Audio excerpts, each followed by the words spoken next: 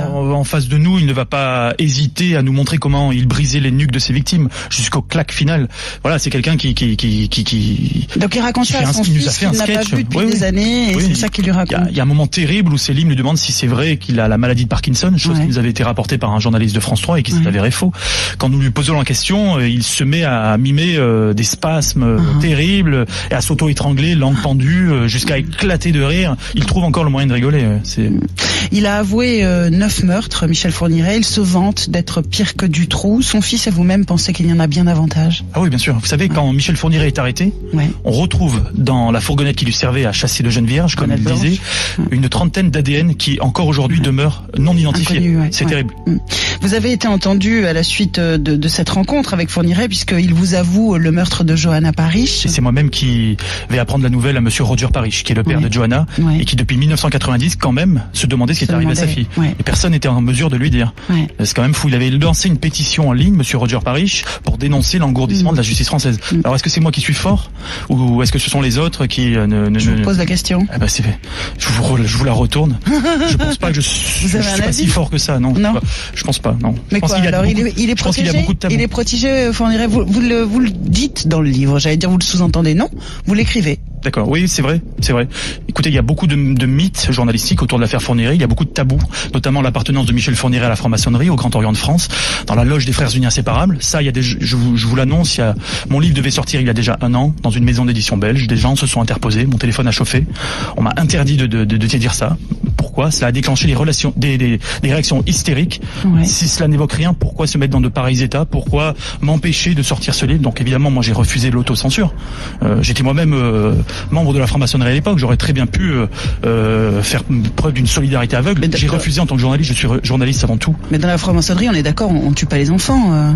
Non, bien sûr que non, mais vous savez, il y a toujours une minorité agissante qui commet des méfaits. Vous savez, Maurice Agnelet, c'est ce que rapporte l'excellent journaliste, mon ami Roger-Louis Bianchini dans un bouquin. Maurice Agnelet était lui-même vénérable dans l'affaire Agnès Leroux en loge. Voilà, il y a des criminels chez les francs-maçons comme partout ailleurs. Il y a toujours une minorité qui entache la réputation d'une communauté. Moi, je suis d'origine sicilienne.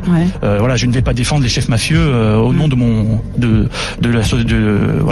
notre sang, quoi. Non, je m'en fous. Il y a une phrase très importante dans ce livre qui est répétée souvent, que vous écrivez à plusieurs reprises. Tout est important, rien n'est important, on a le temps. Oui, c'est une phrase de Michel Fourniret, qu'il tient de son vénérable maître, en loge, justement, un certain Deschamps, dont je dévoile le nom sans hésiter, chose qu'on a voulu m'empêcher de sortir. Donc, Pierre-Paul Deschamps. Exactement. J'ai toutefois modifié le prénom pour éviter tout procès en diffamation. Donc ça doit être un Jean-Jacques plutôt que Pierre-Paul. Il faut savoir quand même dans ses lettres, Michel Fourniret écrit noir sur blanc. Vraiment, j'ai cette lettre, je l'ai envoyée aux enquêteurs de la section de recherche de Dijon. Je m'en suis pas caché. Je la garde pour les enquêteurs si jamais ils veulent l'avoir. C'est Monsieur Deschamps commandait des machines spéciales entre guillemets à Michel Fourniret pour son laboratoire. Mais ça c'est ce que vous dit effectivement. C'est ce qui vous écrit, Michel Fourniret. On est d'accord qu'on a affaire à un menteur compulsif. Si vous voulez, il pensait parler à son fils. Et si vous voulez, moi, il y a même un grand journaliste de France 3 qui m'appelle en me disant, mais écoute, on le sait très bien que Michel Fourniret est maçon. Il a été initié au ministère de la franc-maçonnerie, on le sait, mais on s'en fout. Tu vas pas l'écrire, enlève ça. Pourquoi m'auto-censurer? Si ça n'évoque rien, pourquoi le censurer? Vous avez une conviction aujourd'hui, Olivier Poury-Santoro? Vous avez une conviction, vous avez quelque chose, un doute. Je pense qu'il y a une part de vérité. Moi, je ne prétends pas détenir la vérité absolue. J'ai peut-être une petite parcelle de vérité qui mérite réflexion. Je ne suis pas policier, je ne suis pas avocat. Non, je suis journaliste. Mon métier à moi, c'est de dire la vérité. C'est pour ça que je vous demande si vous avez une conviction qui s'est forgée au fur et à mesure des choses. Et vous savez, dans ce livre, je dévoile également, preuve à l'appui, que Michel Fourniret était présent au procès Ranucci en 1976. C'est la justice belge qui en est persuadée, sur la base de photos quand même, où il y est on voit sous prétendu sosie.